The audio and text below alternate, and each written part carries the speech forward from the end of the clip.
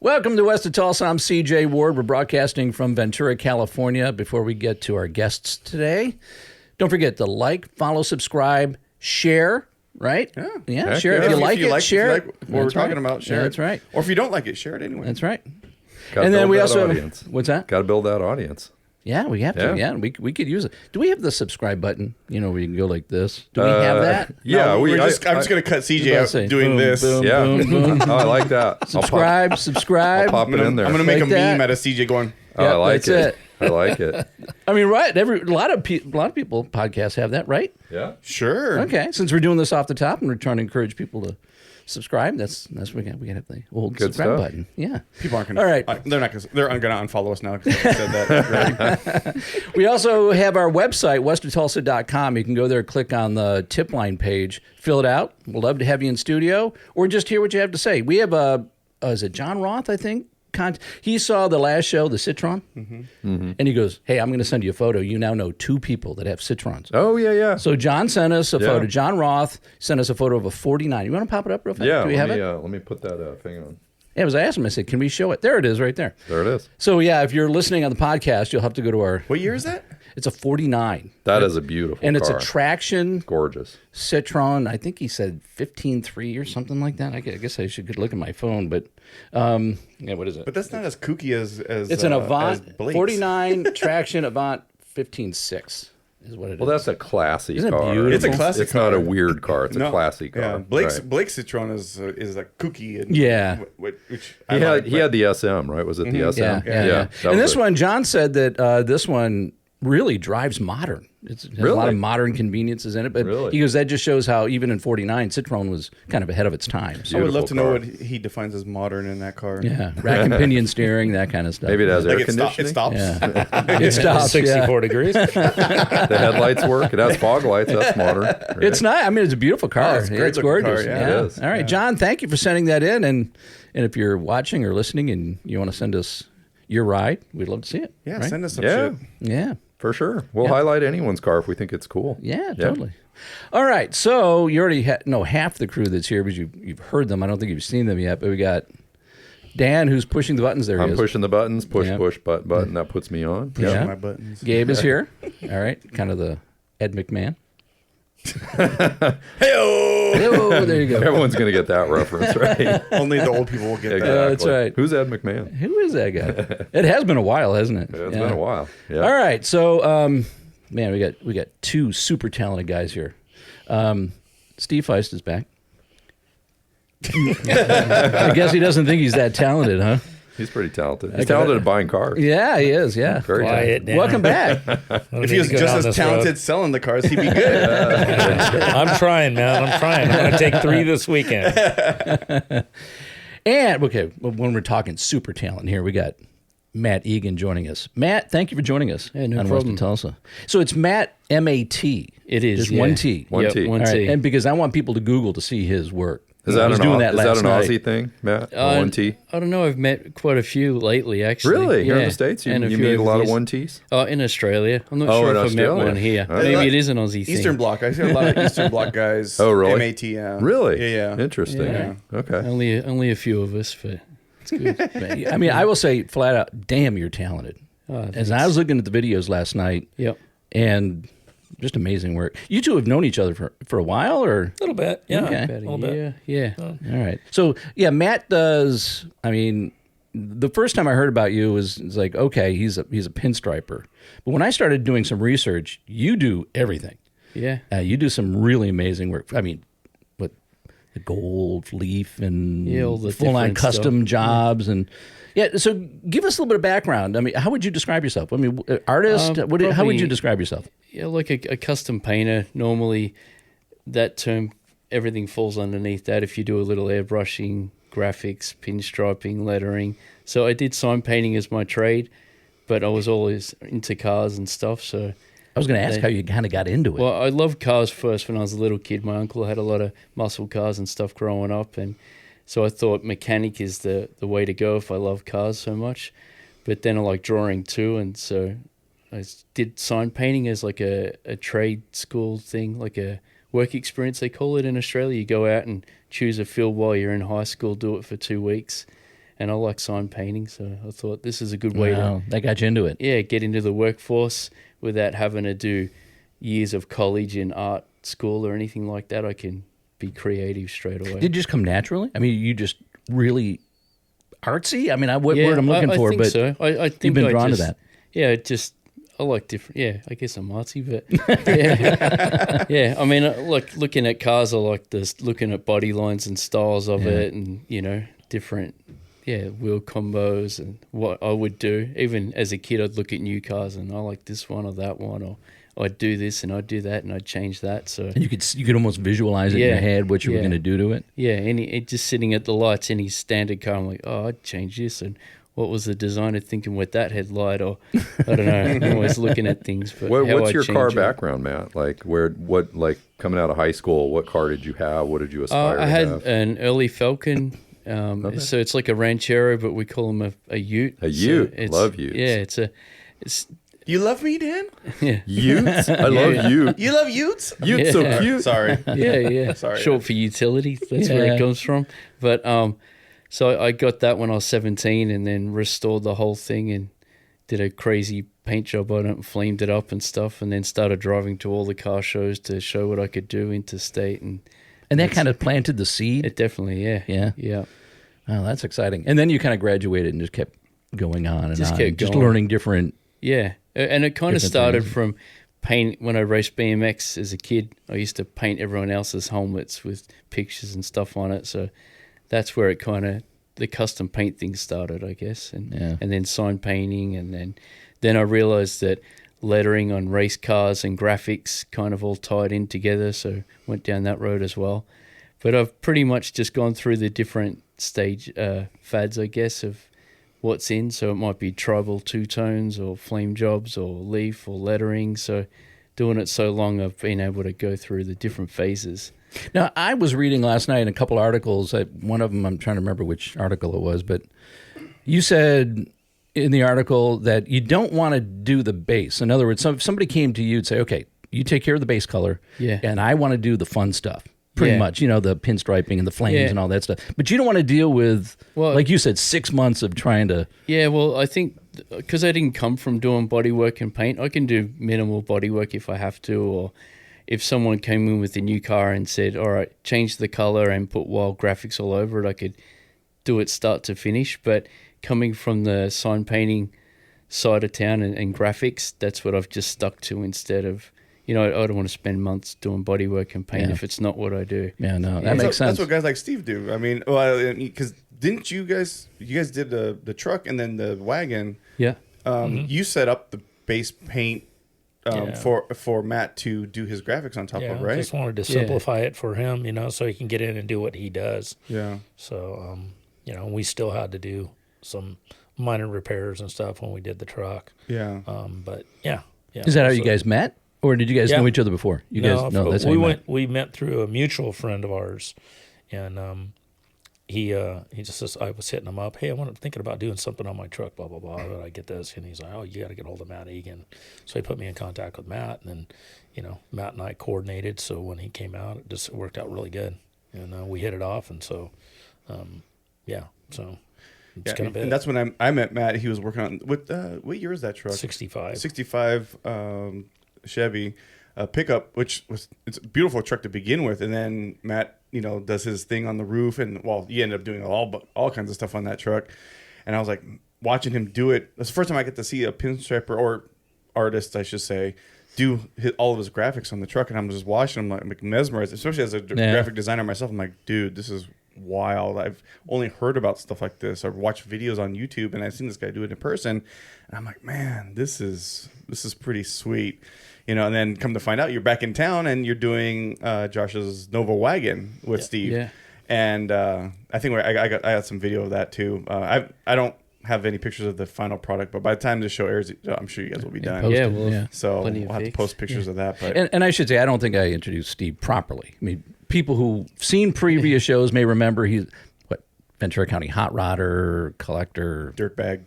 That's right, dirtbag. That's It right. always ends up going there, doesn't it? Yeah. I think we introduced you as badass too at one point. Yeah. Okay, so I think that covers it. So you're back. You're working on some other cars, not Steve's this time, but somebody else's. A friend of Steve's. Yeah. Okay. He did. We did actually take the 65 and he sanded the roof down real mildly, and then we put another coat of clear on that as well. And then he finished off a couple little things that because last time we was here, we were kind of starting to run out of time. Mm-hmm. So, but we'll post pictures of that on the socials and stuff, because that truck is badass. Because the tailgate, the roof, and all the little detail work you did on that truck is spot on. Oh man, and the color. I know pictures won't do it justice, but it was some kind of like root beer base or something like that. Yeah, it's like a root beer with pagan gold flames. My and God. stuff. nice. Dude, Yeah. it was Because we had a yellow, the body's yellow, so we wanted colors to work off that, and then you're putting nickel plated, the American fire spokes on there. nickeled wheels on it. So we're just trying to pull colors from the nickel and the yellow, and just make it all work as Tie a it all complete- in together. Yeah. exactly. so crazy. But he's a friend of his had a Nova wagon sitting there and watched the truck happen, and he got an itchy feet to jump on his wagon. Yeah. So here we are again, and back at it. So when you start with a project like that, do you stand back for a while and just look at it, or do you almost instinctively go, okay, it needs this, it needs that, I can kind of get a quick visual, but I do like to just stop and look at it, stand back. So I have to try and find that little bit of quiet time to look at it before the owner says, well, what are you thinking? So, clock's ticking, right? But he wants to hear you what do you have need, to say. and I always like to make sure we're on the same page with the owner. Like, what do you like? What don't you like? And then make sure I'm on the same page before I get too deep into it. But I like looking at the car for a minute and just looking at body lines, and then try and bring some of that into the design. So I want to complement the car. So Sure. being a car guy, I'm looking at the complete package, not just, all right, I'm the art guy, let me do what I do. In what area do you want it? All right, let me do the roof or do the hood. But, I just want the whole thing to work. So less is more sometimes if the car only needs X amount. Does the car kind of tell you what it should have? Yeah. I know obviously you're going to have customers that tell you what they want. Yeah. And sometimes that maybe correlates to the same thing, but is that the kind of the leading factor when you're thinking of a design?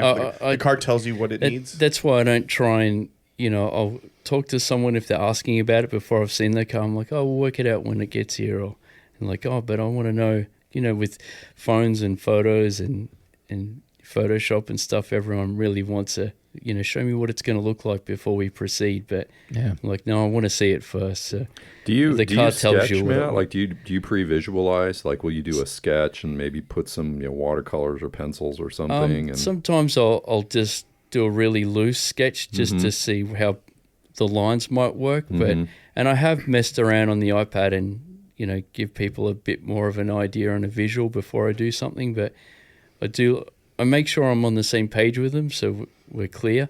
But I do like to leave it a bit loose so that, as I'm doing something, if it needs this, like the car talks to me and tells me what it wants, or bike, like you said. And I know sometimes with artwork, sometimes it can be a really personal thing. So what they may want has a personal connection to them, their life, or whoever owned that car before, or who they bought it from, a relative, or whatever. Yeah.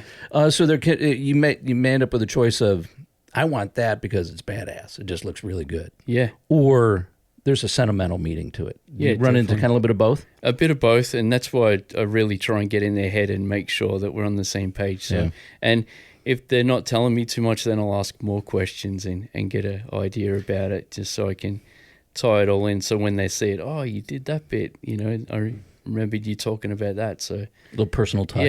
just try and We add all that. had a guy on our show who does custom Broncos. Oh, cool. And he said the term I think he used when he deals with customers was interrogate. Interrogate. He interrogates his customers to find out because he doesn't want to build a car that's outside of what he likes to build or what his brand builds, right? So he finds out what they're looking for.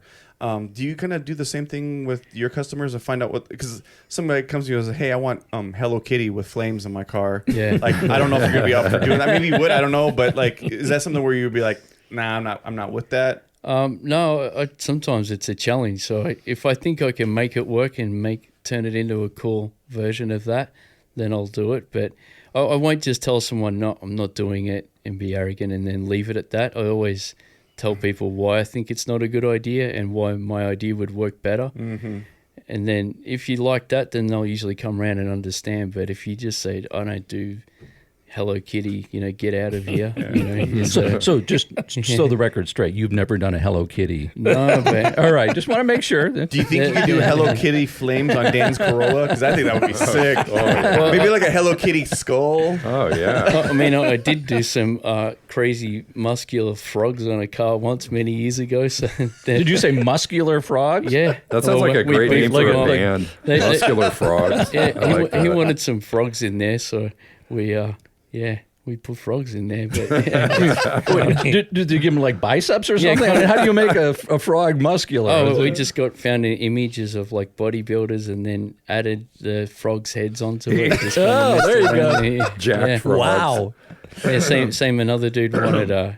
He had Iceman on the number plater. So there was this era in the early 2000s, a show called Auto Salon. So there was more modern cars and stuff, but they all went through a theme of.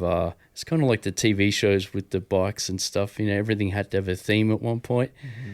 So if their car was blue, then they think, oh, ice is blue, so I want Iceman all over my car. If it's green, I want frogs. Or if it's orange, I want oranges. It was a weird era, Wow. but a lot of airbrushing was Yeah, it's required. like the Orange Wow. County Choppers. They always have like a themed bike, like the Yeah, Air Force exactly. bike or Yeah. whatever. Which, Yeah. I mean, it pulled views and whatever. Oh yeah, but- yeah. The kids dig it. yeah. Gives a whole new meaning to bullfrog, right? Yes, exactly. does. Wow. But yeah, like doing it, I've been doing it close to 30 years. So, whatever trends come in, you got to kind of adapt to it. I'm not just going to say I only do flames and striping and that's it. Yeah. I mean, I enjoy that, but, you go through different phases of what people want. And What's your favorite type of canvas and your favorite type of thing to paint? I think cars or bikes that I'm into, really. I don't really do artwork just on panels. I probably should do a little bit, but because I'm such a car and bike guy, I want functional art is what I like, Right. Just paint something on something I enjoy and then get to use it as well is, you sort of ticking all the boxes there instead of just hanging it on the wall. Yeah, we have actually the 54. We've got photos of the 54. You said you kind of missed the car because you don't own it anymore. No, I don't. But do we want to pop up the 54? Yeah. Because I could pop this that gives an example of what you were just talking about. Yeah. Something that was yours. You painted it. Yep. Sounds And like you then, loved it. Yeah, and then so There we it go. is. There it is. That was down near the 6th Street Bridge before they knocked it down. But, Oh, wow. Yeah. So that, a friend of mine here in Ventura, it was one of his customers' cars and it was just in satin white. So there was another Mercury that I think you have a pic of, but I came over and did the roof on that and painted it all and stuff.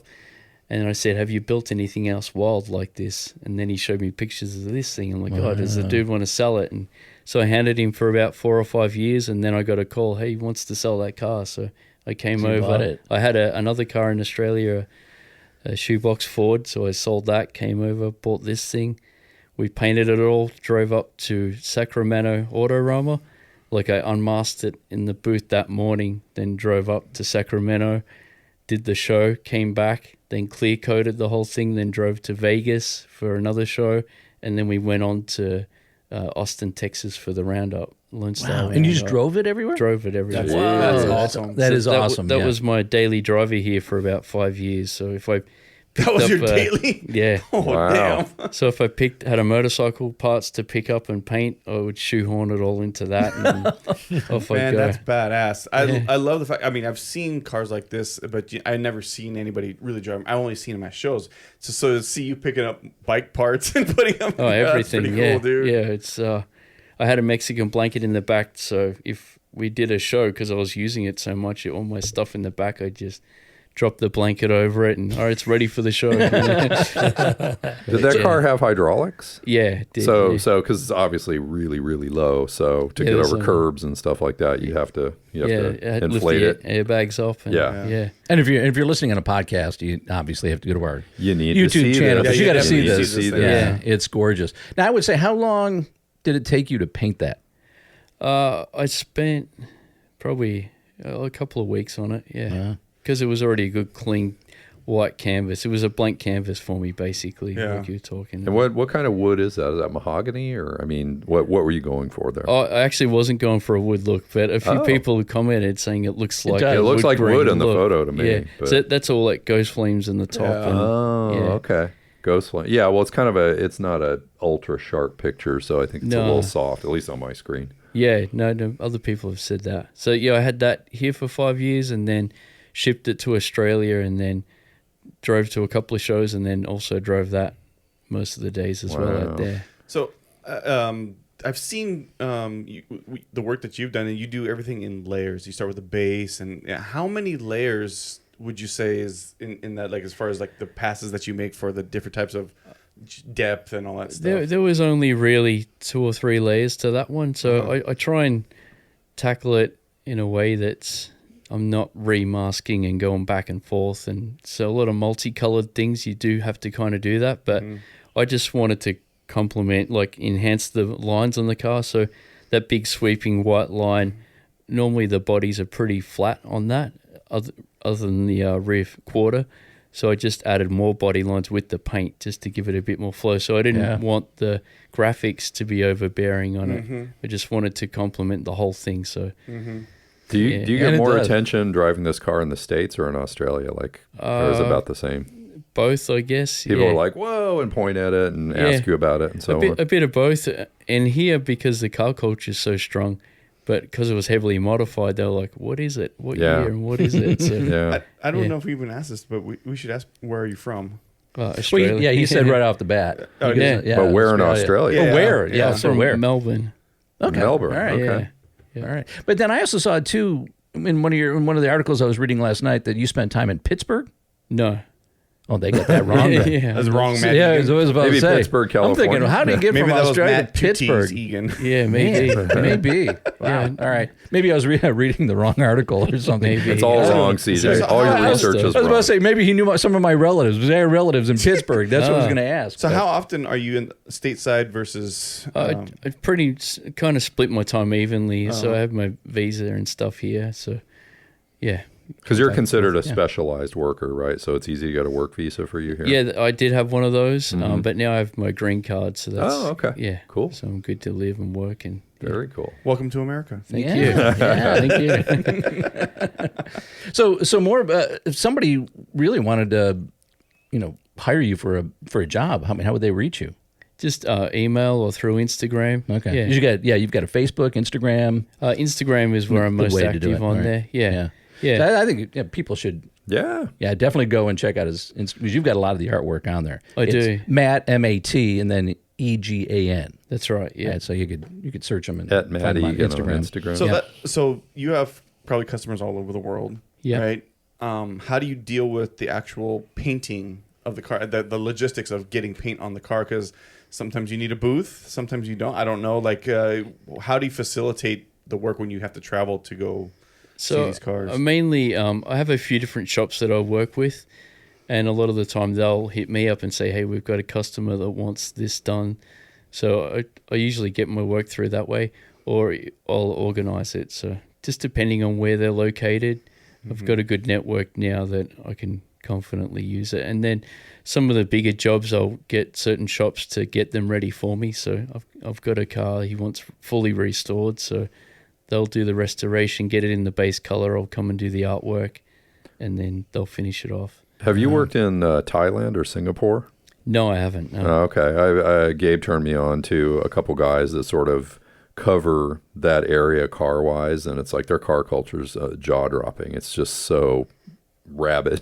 Yeah. It's so different than Well, here. when you have a country that has like 300% import duty taxes, you have to get creative on like what they have Exactly. available to them. And labor's cheap in Thailand, Yeah. and they can do a lot of cool stuff with cheap labor. I've seen a lot. Yeah, really it's really talented cool guys parts wise, come in. and they have to make their own stuff. So a lot of like good parts, at least for the import community, is a lot of good parts are coming out of Thailand because they had to, because they can't import this stuff because the Right. duties, the taxes.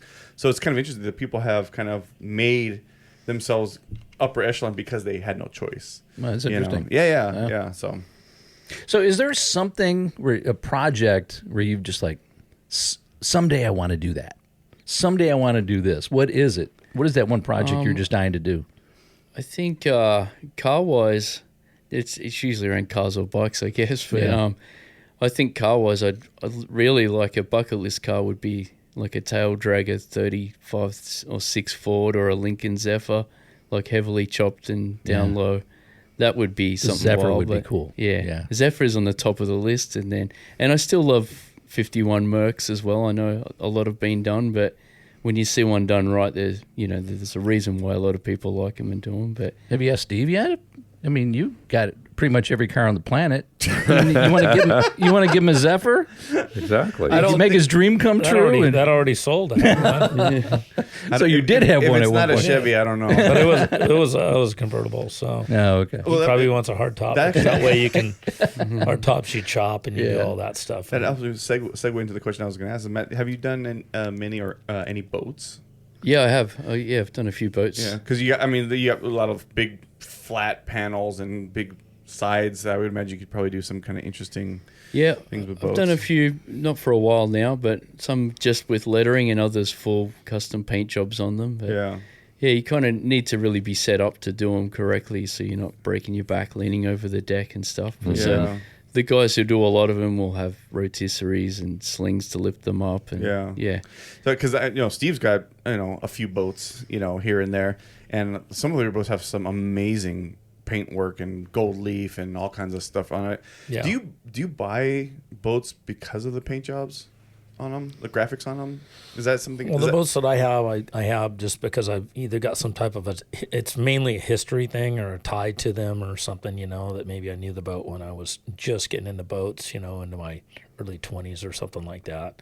And then, and I mean, it depends on who painted the boat and, that plays a role, if it's a painter that's no longer painting or it's a painter that there's very few that are still doing it, and they obviously do just insane work. Yeah. And so that's So like a painter of a boat, is that kind of like equivalent to like who built the chassis of the certain car or whatever? Like it matters that much. It does. Like there's certain names from way back. There's Von Meter. There's Vale.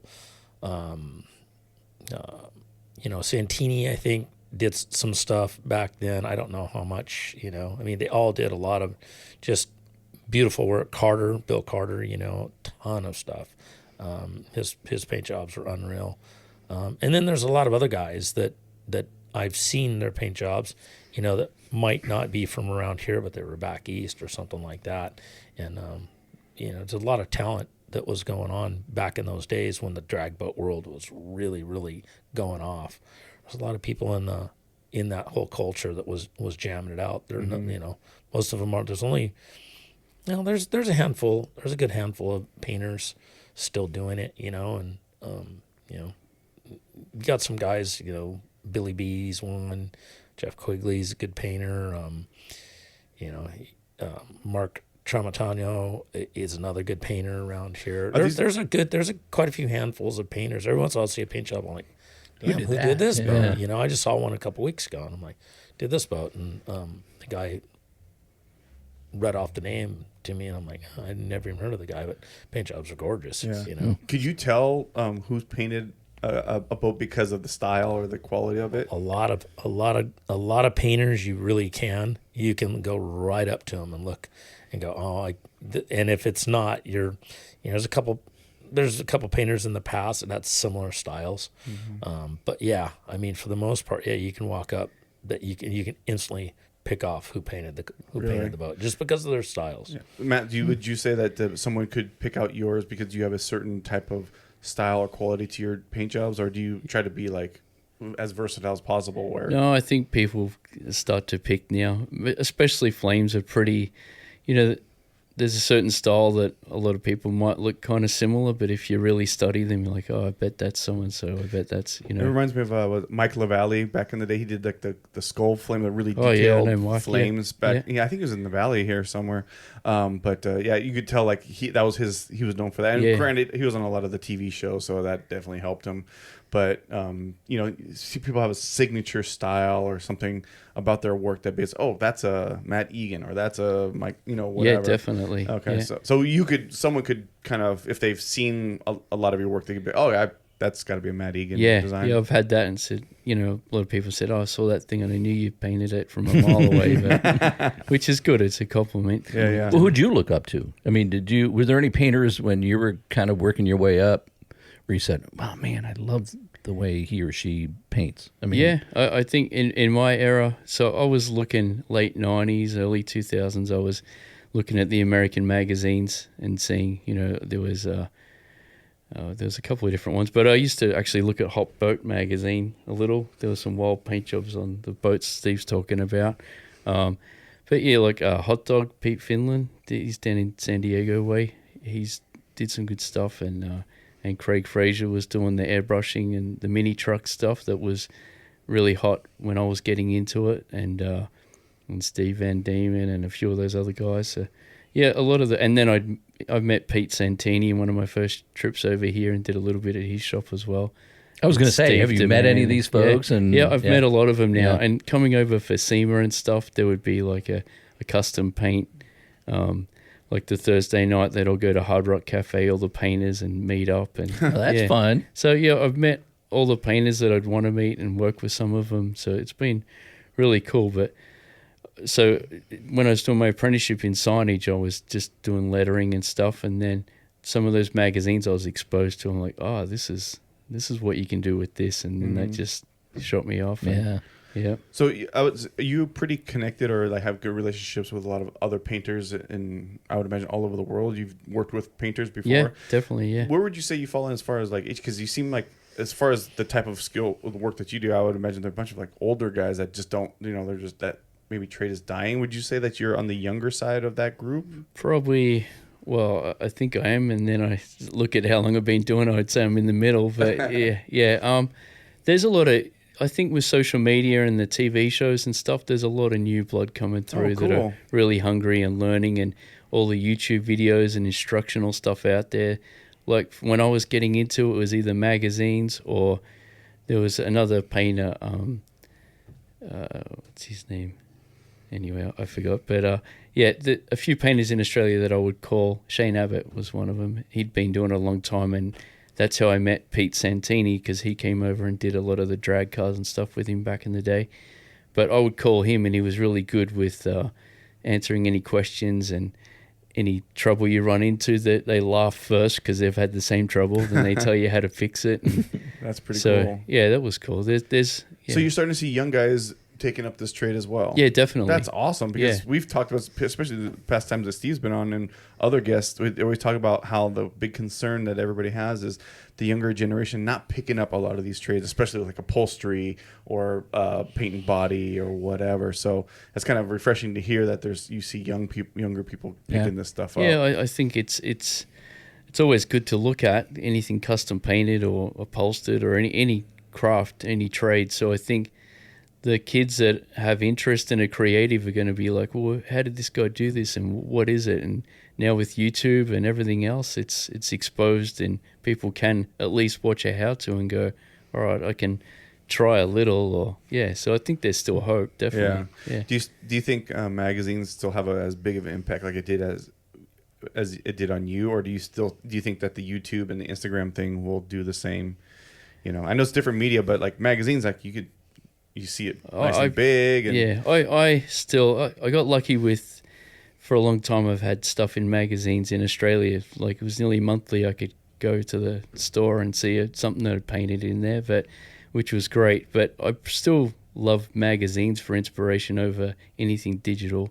I think a book or a magazine you can just pick up and take your time and look at what you're looking at and take it in instead of just zooming past something, you know. Yeah. Scroll. Helm, who's not here today, he wanted to be here today, but he would absolutely attest to that. He always says print is not dead. You know, not at all. Yeah, you still something tactile, something to look at and touch and feel. Yeah, you know, and that analog, I guess you want to call it, experience. You know. Yeah, I would have a table full of magazines in my old shop. So if I had a blank creative block or something, I'd just come and flick through a few mags, and then I'd be inspired and ready to go, and I'd do something totally different to what I'd looked at. But if I look at, say, Instagram or something, it actually drains me, and I'm not inspired to keep going. Oh, that's interesting. That is Yeah. interesting. I could see that happening, Yeah. actually. Yeah. You know, as a It's fellow, like too much stimulation, you know. And totally. yeah. It's almost like your brain shuts off. Yeah. Me being a digital artist and creator, you know, when I get working for a client and I get stuck, you know, it's the first thing I have to do is actually walk away from the computer. So it's interesting you said, I never thought about it that way. Yeah. You know, whereas like you pick up a magazine or get inspiration from something other than what you just you're sitting in front of a computer screen all day. Yeah, and I do agree that the computer screen it removes, it doesn't add. You know, Yeah. And anesthetizes you. A what? Anesthetizes you. another word of the day, calendar. You know, anesthesia, anesthetizes. Come on. Yeah, that's My good. vocabulary has gotten so much better doing this show because of Dan. That's Yeah. not a $10 word. Yeah, That's no. that's a common word, right? I wanted Not to for add me. that to Not myself. for the people I hang out with. right? Hey, I wanted to ask Matt, what's your? I'd be curious to know what your take is about wraps, because you know, once Ooh, good again, question. you're scrolling. It's like wraps, and you see a lot of young people, Yeah. young guys that are into, you know, JDM import culture, obviously, but they're just wrapping everything in really crazy ways, and some of those. Well, they're also and- wrapping like $1 million sports cars too. Right, so right. Yeah, Yeah. that's not just it's So everybody doing it. So I was just you know? curious what Matt's take is on. Do you think it's just a fad, or do you think wraps are going to stick around? I or- think it's got its place. Yeah. You know, I got a friend in Australia that's actually, he won the rap, like a king title, I think, at SEMA a couple of years in a row, like 3 okay. years, and he's back in Oz that comes over for it. But he gets really creative, and he did a Volkswagen exotic graphic.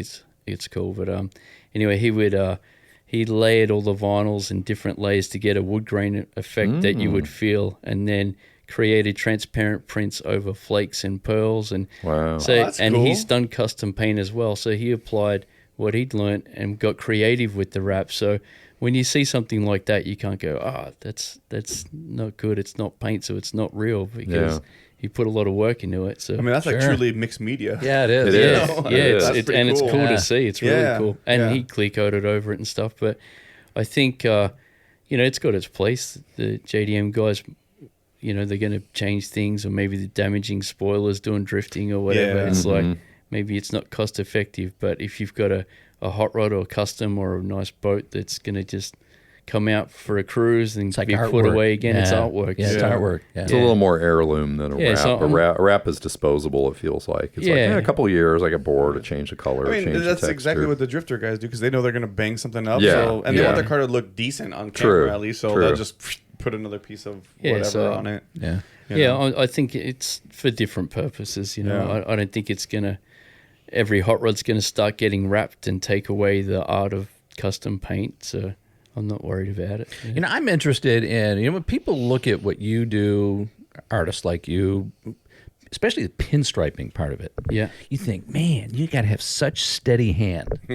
yeah. So talk about that a little bit. I Yeah. mean, what does it take? I mean, is it something you worked at? Is it a style, a technique? What is it that allows you to get perfectly, I mean, just get those lines perfect? Just practice, and, Just that's it, huh? and I remember someone saying, "Look where you're going, not where you've been." So, Oh, and then okay. and you just kind of lock your arm in, and then you just pull from your arm, so you're not watching your hand trying to concentrate. It's more like a robotic thing, but it's practice. It's years. Like some of the guys, you know, here the pinstriping on brand new cars at the lots and stuff. They're all been hand pinstriped for many years. Yeah. That's I don't think it was ever really a thing in Australia. The vinyl pinstriping was in maybe 80s, early 90s, but here they're still hand striped, which is good. So those guys can pull razor lines down a calf because that's what they've done for 40, 50 years, Yeah. you know. But Yeah, I'm always, I'm just wondering if too much coffee will affect your. it can, yeah. There's enough coffee to get you going, and too much, and you put the brush down. absolutely. Yeah.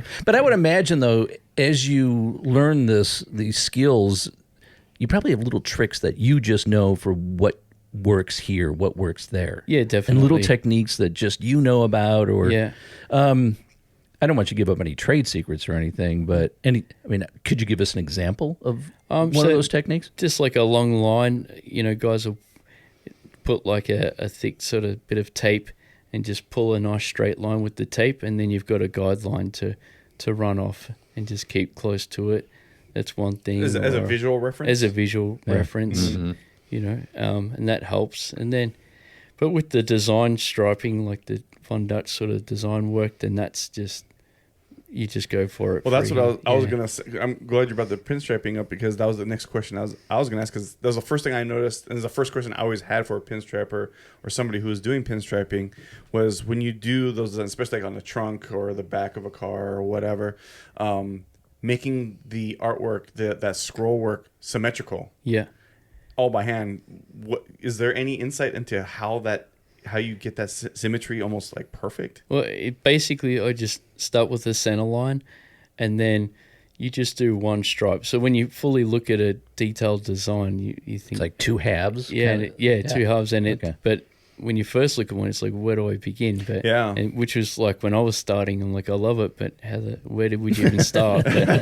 But it's basically just one line, and then mirror that one line, and then the next one, then mirror that, then that. Oh, and so that, if you start on the left side a line, you mimic that onto the right side before you start going down. Exactly. Oh, okay. Yeah. And then you start top to bottom and work your way down. Oh, yeah, okay. and then and especially when you're freehanding it, it kind of evolves, you know, and then you'll go, I think now that's looking a little heavy here, so I'm going to bring it out a bit, or. So you're adjusting through the whole process. You definitely, yeah. Okay. So Yeah. do you have a general idea of how you're gonna do the scroll work, or you just like, you know, wherever the wind blows you that day, or how do you know? Because those designs are so unique and so elaborate. Intricate. I mean, they're And intricate. yeah. And Yeah. you can make them less intricate, more Sure. intricate, and so on and so forth. Yeah. But what determines how that design comes out? I think just, again, looking at the car and looking at what area you have and what would suit it. If it's just the striping on a car and nothing else, then maybe it's a little more simplified, or, you know, or do they want lettering at the bottom of it? So I'll bring it out wider so it complements the size of the lettering and stuff. Yeah. Wow. That's because I love That's the that. part. You're mesmerized by it. And when I've watched guys Yeah. do it, you kind of just like, wow, locked in. Yeah. It's just so perfect. Yeah. I mean, again, I said it at the top. I mean, you're just damn talented. You know, I don't know how it's hard to describe somebody who doesn't have that kind of talent to respect people who do. Yeah. And when I was watching your videos last night, I'm like, God, people have to see this, because Yeah. I mean, not just the process of doing it, but the finished product. You look at it, go, stand back, go, man, Yeah. It's that's just intense. That's just plenty- so same, good. A lot of years of doing the same Yeah, thing, I guess. yeah. Yeah, and the part because it's such a customized thing and such a unique. Every gig that you do is different. There's nothing the same. There's nothing I think it's physically impossible probably Yeah. to duplicate the same thing over and over again. And I don't think you'd want to do that anyway. It's just amazing to me of you've been doing it for so long with so many, I'm sure, interesting characters. I mean, Steve himself is an interesting character to work for. Which, by the way, I'm curious to know what it's like working for Steve. We just it's turned his good. headphones off if you didn't want to say something you don't want to hear. But you know, It's been great. having that kind of I don't say like freedom or custom freedom to like do whatever, but also meeting your customers' desires. That to me is an art form in itself. I think, you know. I think so, but I think I don't come across as a salesman or anything, because I'm actually a car guy, you know. So if you're into it, then it's easy to have that conversation, because you're also interested in their car genuinely. You know, what motor do you have, what wheels, and I dig what you did here. Or so straight away, the customer knows that you're on the right page. You're not just like an artist that's come to put something on a car. You're actually into it as Invested well. Exactly. in the final product. Yeah, like I want it to look good because I like the car as well, and also it's got to have my name on it, so Sure. I want it right. So Are there any cars that you don't like that you wouldn't want to see your artwork on? maybe a Tesla truck. Boy,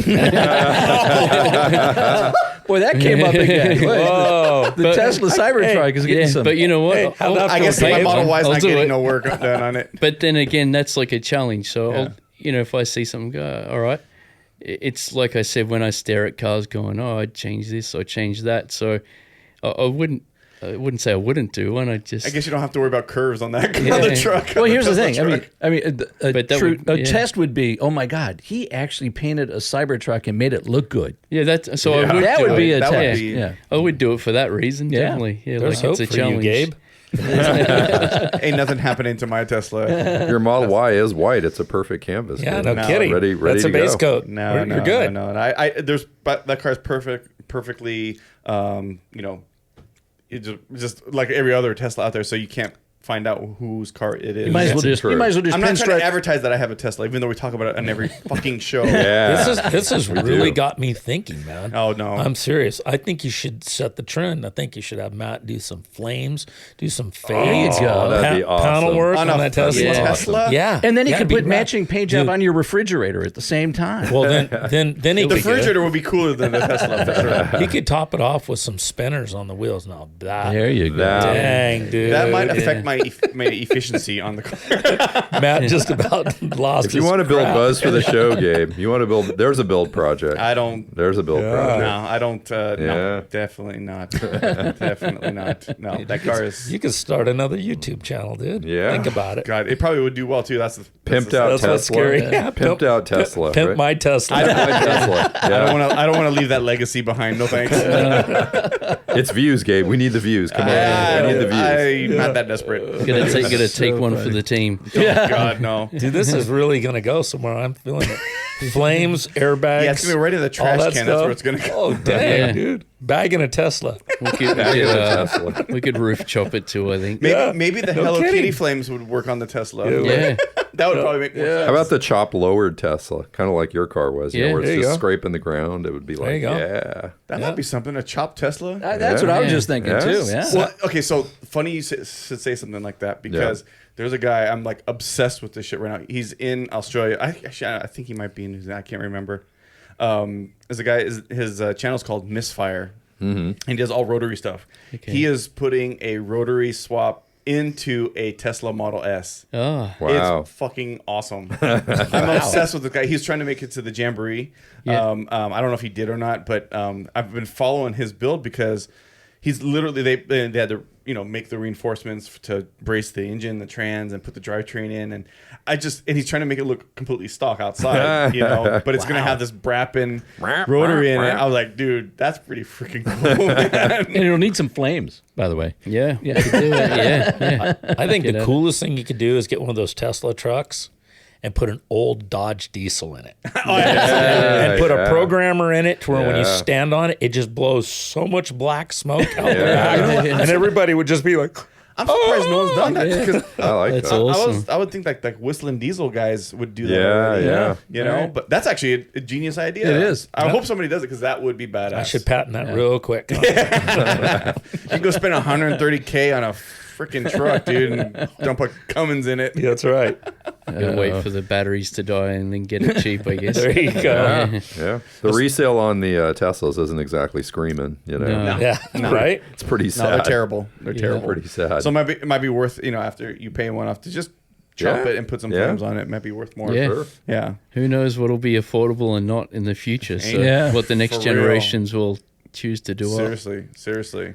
Did you guys want to go through the rest of Matt's pictures? We have some Yeah. more Oh, yeah, pictures. dude. Let's go. Good through idea. those. Before we piss somebody else off, Yes. we pissed off the Tesla people and the Hello Kitty people. Let's You keep know, going. I could already. I've worked it out. The Hello Kitty would just be ghost images inside the flames, really subtle, or on a There pole. you go. Someone's got to do it. Someone's so got when to you do the walk Hello around the Kitty. car, On Gabe's Tesla.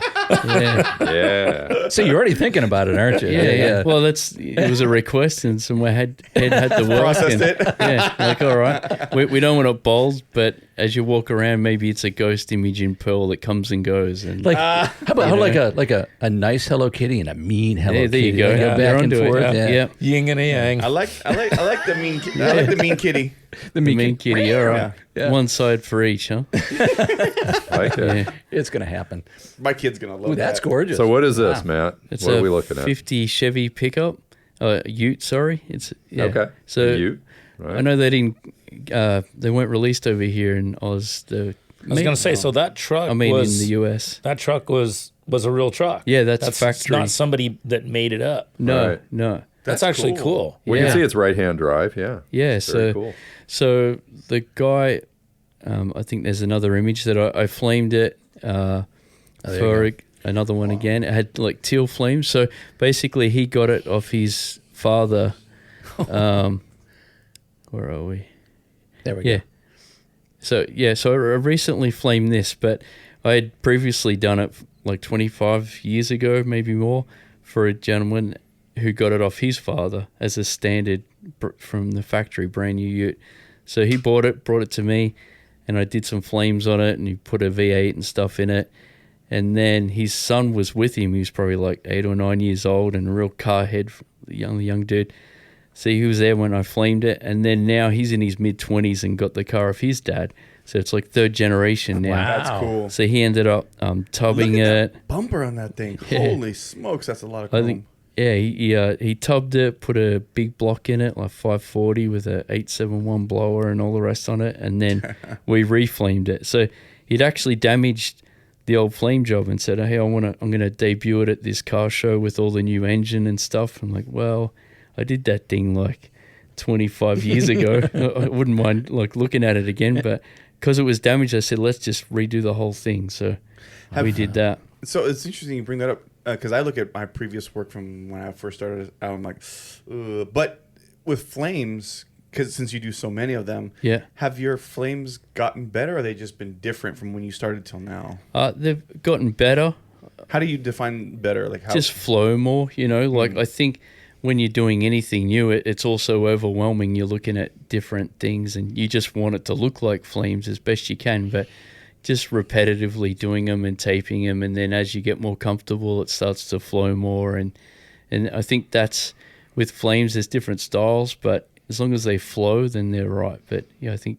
And I noticed you kind of like subtly put in images into the flame. Yeah, so I'd so- imagine you so get the- really comfortable and then you think, oh, I'm going to add a little bit extra to that flame. Yeah, that was kind of big in the early 2000s and stuff, Yeah. that you'd see a lot of skulls inside of flames and all that sort of thing, which were fun to do. So I hadn't done anything like that for quite a while. So it was funny that the guy that I just did this shoot for he goes, I want clowns airbrushed in the flames. I saw that. Yeah. And Which are he's- kind of creepier than skulls. yeah. So I thought, all right, cool. I got some pretty creepy looking clowns and threw that in there. But it was funny that the generation had gone right around again. So when I did his dad's car, that was probably a thing back then. And then it disappeared. And now his son has grown up with those magazines from that era going, all right, now I want clowns inside the flames. I want the pinstripes to wisp off like you did on my dad's years ago, which was Wow. a thing back then. So it was Wow. funny how I had to bring all these like magenta pinstriping and all the colors that were big back then. Yeah, Dan, if you can throw that truck up again, because one thing I noticed really cool the way you kind of layered it was that the flames at the front Yeah. had the white outline, Yeah, it's and then you kind of halfway through they disappear, and it just gives it that kind of depth motion almost. Yeah. Really yeah, cool. It's like a negative flame at the front, so it looks Yeah. like two sets of flames, Yeah. but it's actually just one masking process. So I Okay. mask the front set off, which saves the body color, and then do the second set and put all the colors and images, and then shadow it, and then once I pinstripe it, it all makes sense. Yeah. Cool. Yeah. Hey, Steve, when you were referred over to Matt and you were looking for some flame work or whatever, what was it about his work that made you want to hire him for your? Because I'm sure you've seen flame jobs for decades. What determines for you what a good flame job is, or what a good paint job is on that sense?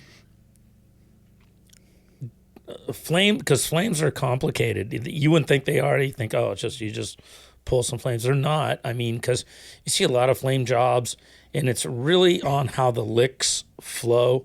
And you look at a lot of guys' flames, and they start off real thick, and then they chime down real fast, and they become short and stocky. They don't they don't have any flow. Yeah. They're just like, and they Yeah. stop, and then they do another one, and it's all in how you bring your flames back and how it flows. Like what Matt was saying. So the car will tell you like how that flame wants to flow with the body line. To me, when especially if you're bringing a complete flame job over the whole front and down the sides and stuff, it's got to have some symmetry that's what how it's basically how the flames would be. If it was really on if it fire, was this really is what where- they. Yeah. correct. Yeah. So if you're going up over the roof and stuff, then that's different. But if you're coming from the front, it almost looks like the flames are coming from the bottom, which means the bottom would almost push out a little further and then kind of slowly start feathering back as it's coming to the front, if you follow what I'm saying. Yeah. And so, and it's just like, once again, it's how long and how you intertwine your flames and things of that nature. It's just a flow. It's a flow thing. So It's like you super wouldn't simple. put those super long, elegant flames on like a Chevette. Like Like you'd want to put on a bigger car. No, because you'd run out of room. Yeah. It's like I couldn't finish my flame. Yeah. No, you know what? You could do it with, Matt could do it with anything. You could, put it on you could flame a smart car, literally. And, if you've just got the, it's the thickness, the widths of your flames, the lengths of your flames, the height, the windows in between, the flame licks and stuff like that. It's a tough one. I mean, I did some flaming years ago, and I must have wasted 100 rolls of tape.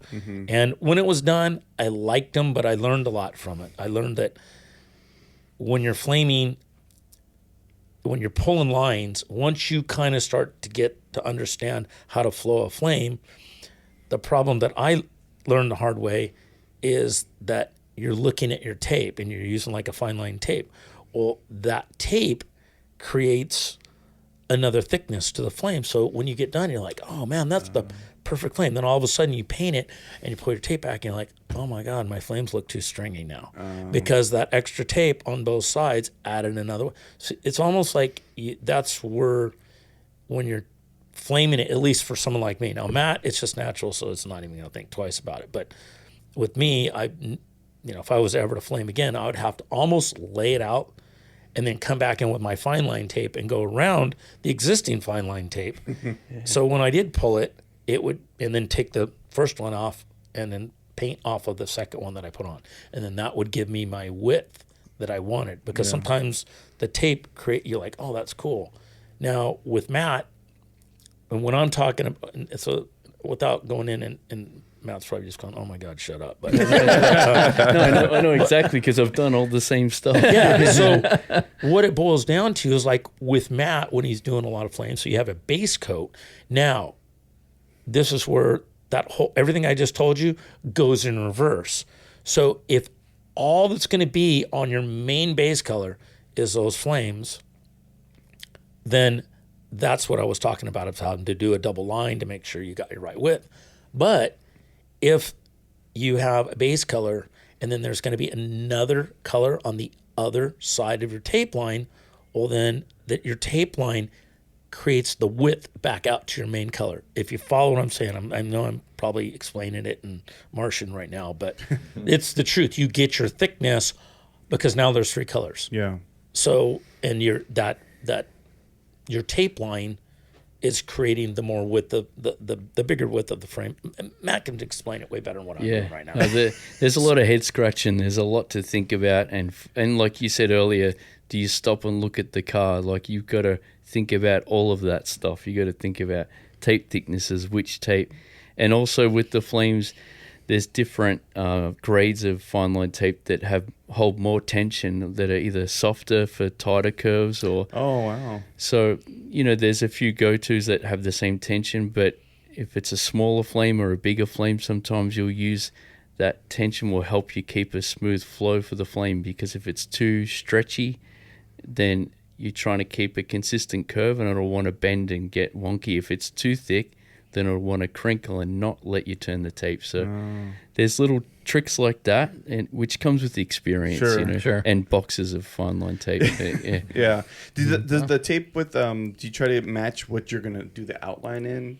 No, 'cause it depends whether it's multi-layered candies, like in a panel paint kind of scenario where it might not be hand pinstripes, so you've really got to think about that. Or if it's a flame job on, just like a hot rod flame job on the outside of a car, you would most likely brush pinstripe it, so it doesn't really matter with that. But yeah. Okay. Steve, I'm curious. So, yeah, I know you've done a lot of body work, paint work. You do great work. I'm curious, when was the last time you did like the custom flames for anybody, or do you just do it for yourself? It's been so long ago. It's been that long. It's been that long ago. I mean, I haven't did a flame job in. It's been every bit of probably 25 years. Wow. Yeah. Okay. Yeah, and I've done some graphics and stuff like that, but I mean, we're talking nothing.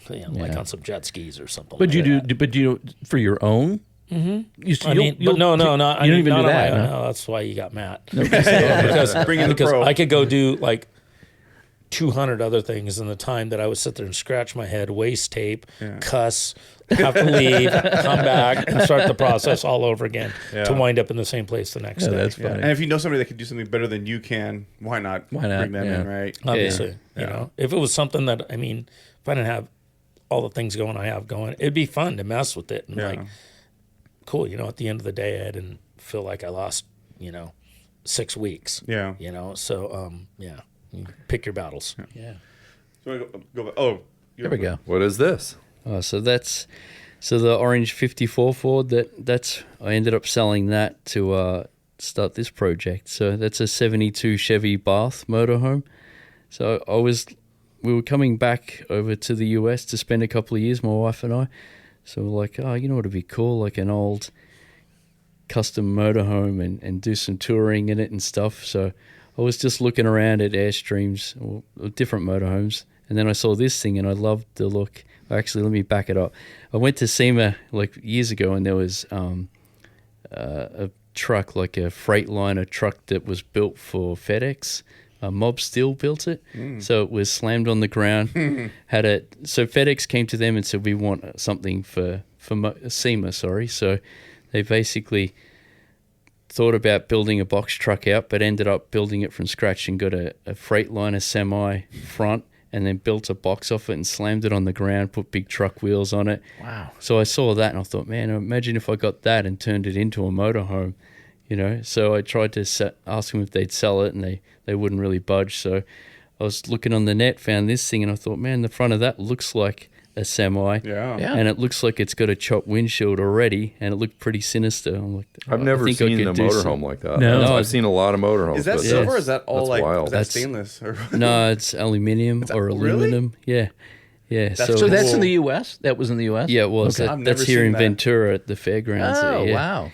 So, so the inside, we kept the outside standard, just put the polished Alcoa wheels and stuff, and then the inside is where my wife and I thought, all right, this is going to is be where the you do new it. hot rod. You know? yeah. It's a sleeper, in other words. From Yeah, the outside, exactly. you have no clue Yeah, what's people on are the like, inside. oh, is this dude homeless or not? Or, but as soon as we stepped inside, we stripped it all and custom painted all the cabinets and panels to look like a lowrider panel paint job. You said your wife, so does she do the same thing? Yeah, she does Wow. more like fine art on canvases and stuff. Wow, okay. So she helped with just prepping it and some of the taping and all that kind of stuff and what we were going to do. And so Wow, that's awesome. Yeah. So His wife does some really cool stuff. So he showed me some stuff that his wife does, and it's like cool. And Artists marry artists. yes, and it's Yeah. good because we come from different sides of the art world. So we can blend them a little bit. and- blend in and have different points of view for stuff. So it's cool. So this is the inside of that motorhome. Yeah. So I would imagine this is a collaboration between the two of you, right? I mean, Yeah, what you wanted to definitely. put in there and Yeah.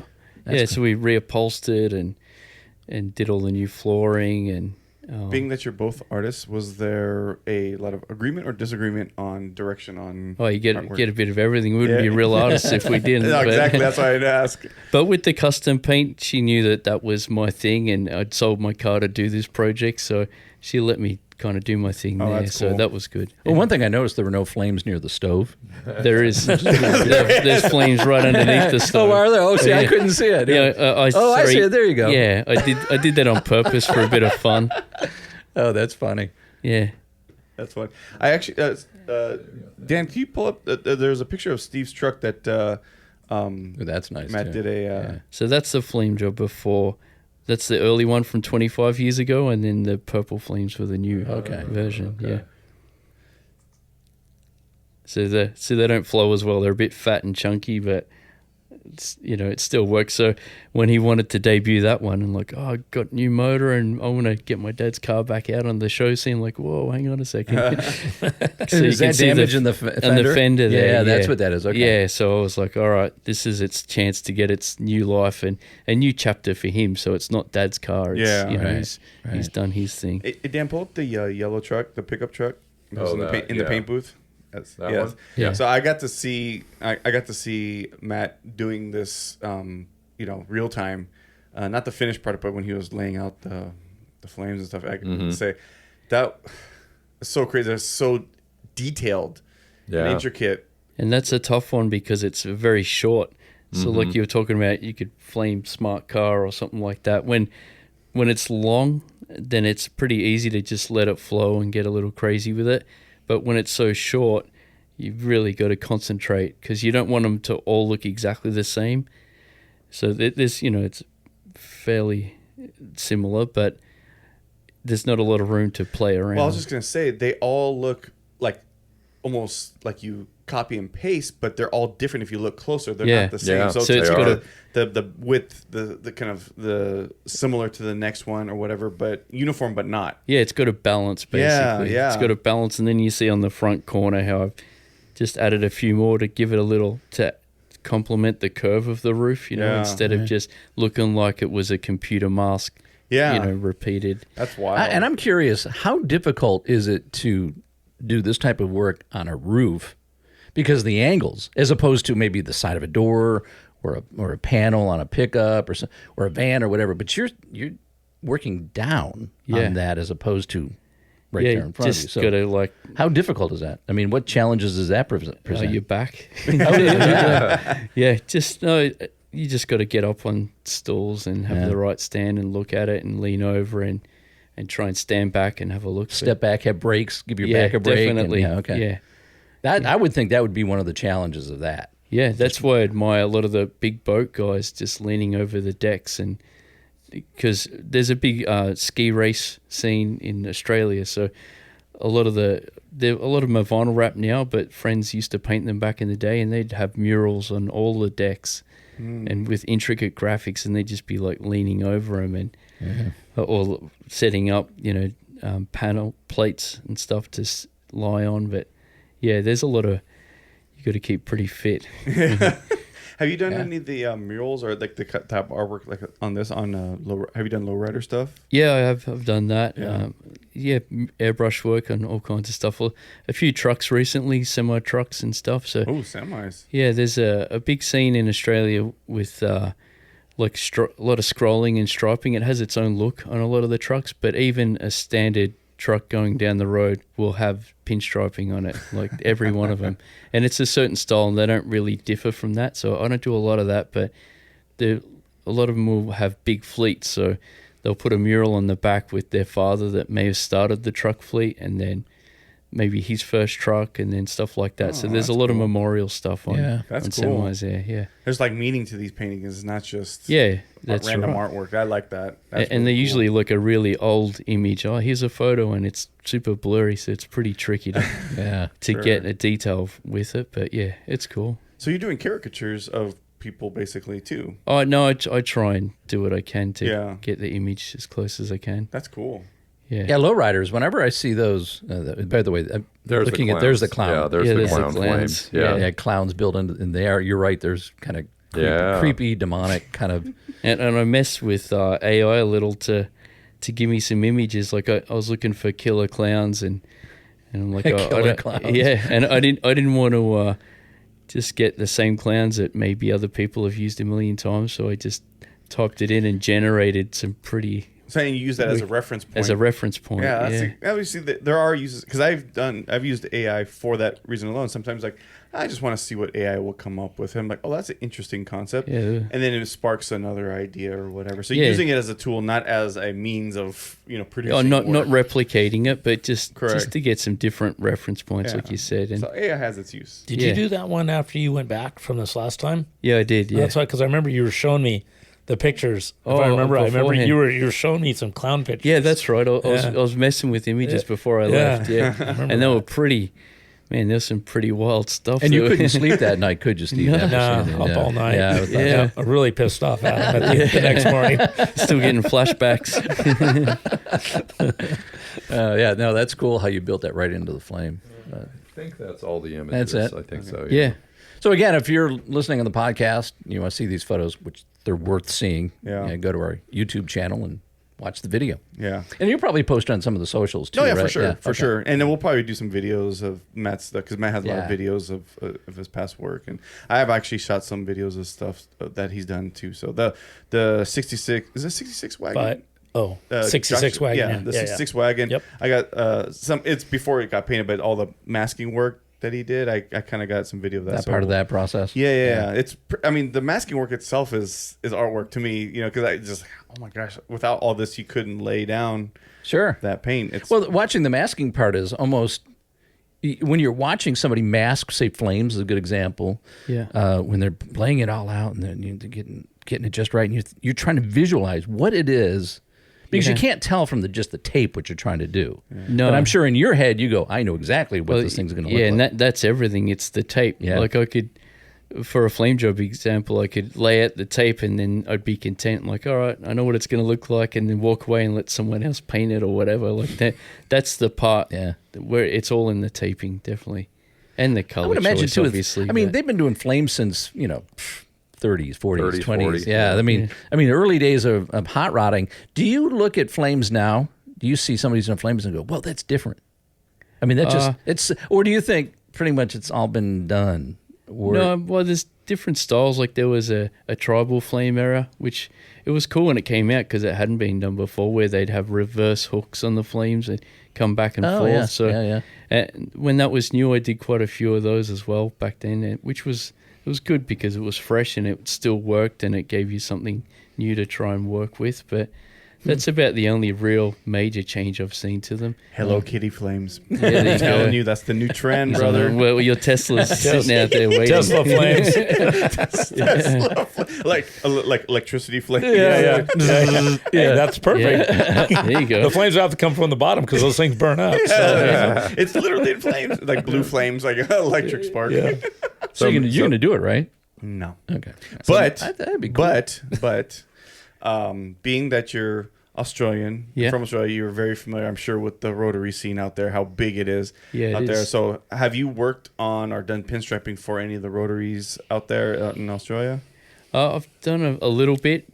Actually, talking of vinyl wrap, I did like a custom sticker for a guy, Promaz, back in Promaz, his early days when he first started out. He had a RX-3 or 4 coupe. I'm not familiar. I can't remember. But anyway, we did a big logo on the bottom, and I was new with the airbrushing, just testing things out. So we got vinyl and pressed it over some checker plate so it left like imprints in the vinyl before we stuck it on, and then airbrushed on an angle. And then once you stuck the sticker onto the car, because he didn't want to paint on the car, it had like a checker plate look that was 3D, but it was flat. That's cool. Yeah. That's really cool. Just little tricks you learn when you're starting out. But yeah. I would do the flame, some kind of work from Matt on my rotary before I do it on a Tesla, just for the record. Okay. Yeah. So Well, we'll Matt, see. I was hoping Matt could settle for us, being an Aussie, Yeah. driving right-hand and left-hand drive cars. What is the way? What's the correct way? Well, the right way is called the right way for a reason. I guess. So you've driven on the left side here, and Yeah. it's back. It's like me going to Scotland and driving right. It's just backwards. Everything's just Yeah, it's I'm just so used to backwards. it now that if I jump in an old car, because I had my left-hand drive car, the 54, back in Australia for a while. Mm-hmm.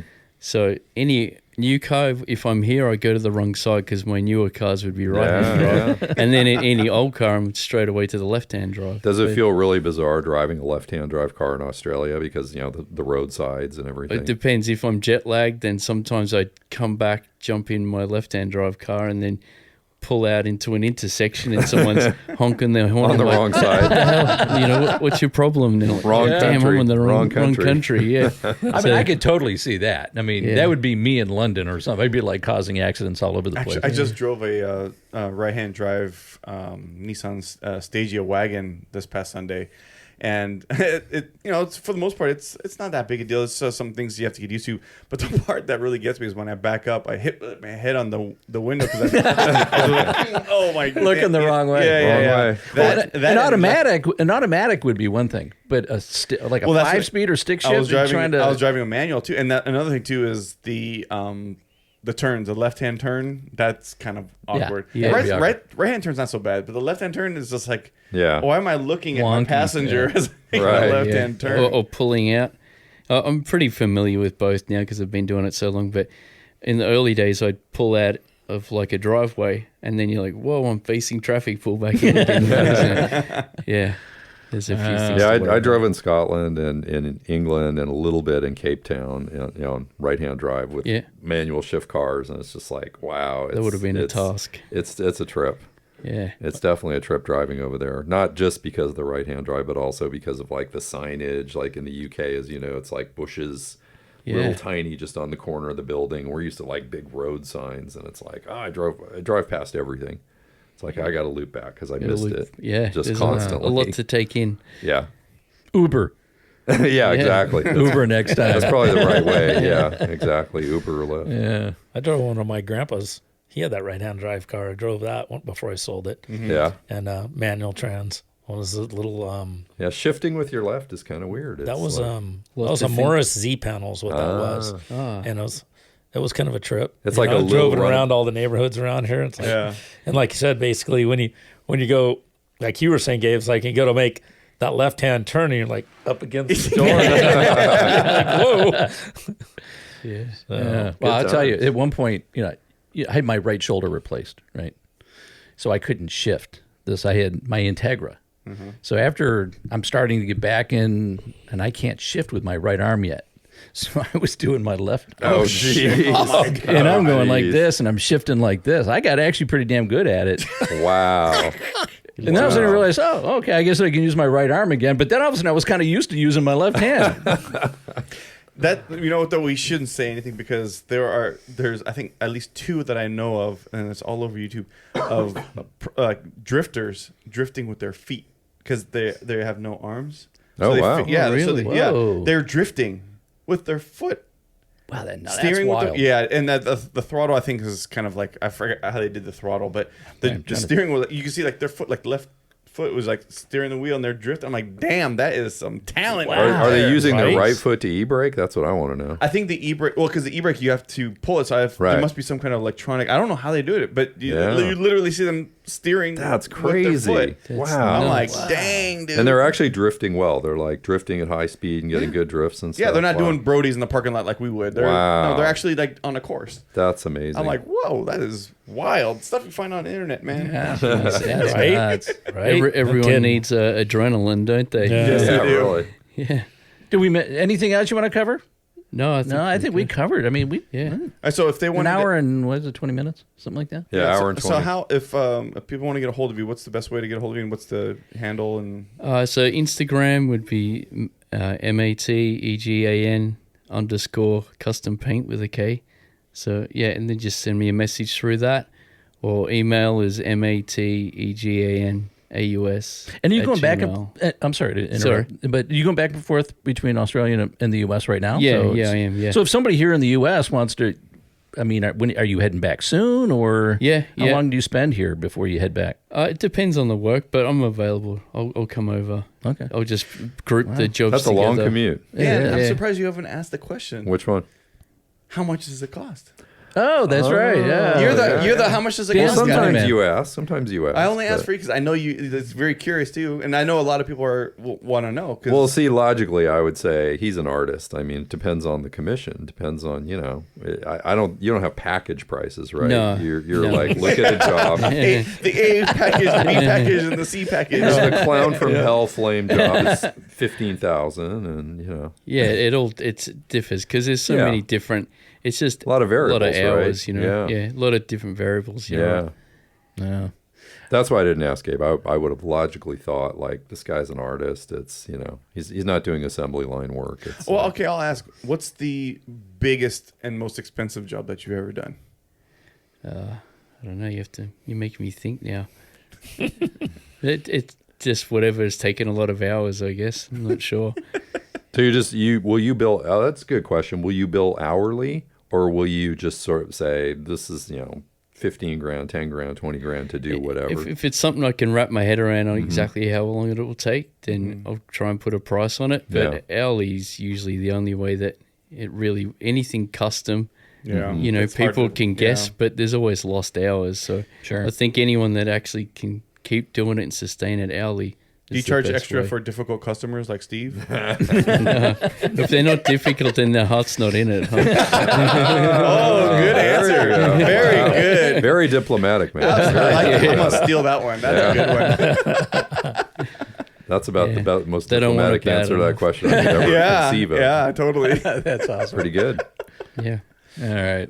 We cover it. We cover everything. Matt, thank you so much for coming in Oh, no problem. It's all the been way from great. Australia. You came in Yeah. just to see us, right? I did, yeah. Long flight, but it was worth it. Is he our furthest guest? Oh, he's the record holder. He's- Yeah, he's that's by further than far New now. Hampshire. That's further than New Hampshire for sure. Oh, yeah, I would say so. Yeah.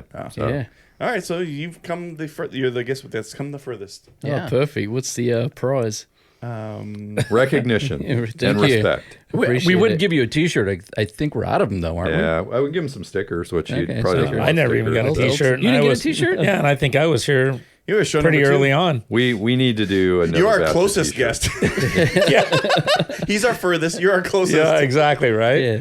So we'll have to dig up a T-shirt. We'll have think to we buy gotta them a give beer. Yeah, something like that. t-shirt. We need to do a new T-shirt run, CJ. We do. Let's get Helm going. What on we that. need to do is a Matt Egan collab T-shirt. That's Yeah. a West of Tulsa Yeah. Matt Egan collab. There There you That's go. That's what we got to do. There you go. That Cool. would be sick. I like it. They just talked to him about shirts the other day, too. Yeah, there you go. This is Oh, the first dude. one. Well, I saw the skateboard that you did the other day over at Steve's shop, and I was like, that is. I don't even like skateboards, but I would totally get one of those and just hang it on the wall. It looks sick. Yeah. That root beer. Is this How'd the same that root come beer that's about? on the truck? Yeah, he did. He just pulled everything off and did the same thing on the truck. But then this last round, then he pulled a bunch of lines and did some striping on it. Looks really cool. That is cool. So- Yeah, we got it for that the show that Ventura National's on this weekend, having a big skate art collection. Oh, is that how? Yeah. That, okay, all Are right. you So taking that no, board to the? I'd already Yeah. done it, but Oh, sick. when I knew that was happening, I'm like, oh, let's add some more striping and stuff to the skate deck, Jazz and it then- up and- and hang it on the wall. Oh, that's cool, Okay. man. The Okay, I only was- downside is that that board, when you take it into the light, it just goes bam, and it just lights up, and you see so many different colors and angles. But in the buildings, they're not very well lit up, Oh, yeah. and they don't have like directional lights shining on them to be bounce. able to get the full effect. That's the Yeah. only downside, you know. I mean, you could see something in there and go, yeah, it looks pretty good. But if you took it outside, you go, holy crap, man, this is bad. Sure. You know, so Changes. yeah, it is what it is. I'm going to talk to Junior about it and say, dude, you need to get some lights on the floor shining up on these Yeah. things. Yeah. It would be worth it. For There's a lot artwork, of for hours artwork, going you in. definitely need good Seriously. lighting. For Yeah, artwork. hire a lighting You know, company. Get some Can't truss just in have there the and- fluorescence from the. Yeah, yeah. That doesn't do it justice at all. Not at all. Yeah. Not at all. Or at least put them outside, but these would probably be inside, I would imagine. Yeah, it's going to be an Yeah. inside display for Yeah. sure. Yeah. Would be cool to see them in the sun, definitely. But Yeah. I think there's 60 of them, so Wow. Yeah. yeah. Dude, that's cool. Yeah. So this will air after the show. Otherwise, Yeah. we'd promote the hell out of it. Yeah, we're like Yeah. 3 weeks out, I Yeah, think. Yeah, all right. or Yeah. 4 weeks out. All right. Cool. Matt, thank you so much No for worries, coming thank in. you. Great to see you. Super Yeah. talented. And this guy, always talented. So This many guy. talents. We don't have enough time. This guy. His name's Steven. Steve. Yeah. Steve. This guy, his name's Yeah, Steve. Steve. Yeah, that- yeah, yeah, that yeah, guy. yeah, that The- guy. The talented, the other talented guy. So we got Dan, the non-car guy, and Steve, that guy. that guy. I'm that non-car guy. He's that guy. Yeah. Well, it's a big thing that the kids do. That car dude Yeah, or that that's it. guy. So he's just that guy. There we go. Yeah, Well, he's perfect. been on. This is your third time. Yeah, something like that. I Third or think. fourth? Yeah, All right. something like that. Yeah. So he's been on off and off. I can just say that guy. I mean, everybody now knows who that guy They, is. they feel sorry for me sitting out on the grass. Bring me in every once in a while. We'll go on podcast for food. Yeah, that's right. All By the right. way, where are we eating for lunch? Great question. All right, Matt, again, thank you. I Thank think I've you, said goodbye appreciate 3 it. times to him. Yeah. So, all right. And Steve. There we go. See you Hey, next thanks. week. Oh, CJ. All right. Say goodnight, Gracie. Yeah, say goodnight, Gracie. All right. Thanks for watching, everybody, listening, whatever you do. And don't forget to subscribe. See, now you got to put up a second one. All right. Thanks for watching West of Tulsa. Don't forget to like, follow, subscribe. We have our YouTube Channel. and westoftulsa.com. Go there and fill out, we're going to do this twice, fill out the tip line page. We'd love to have you in studio. Send us pictures of your car. We'll talk about it. All right. Thanks for watching. We'll see you west of Tulsa.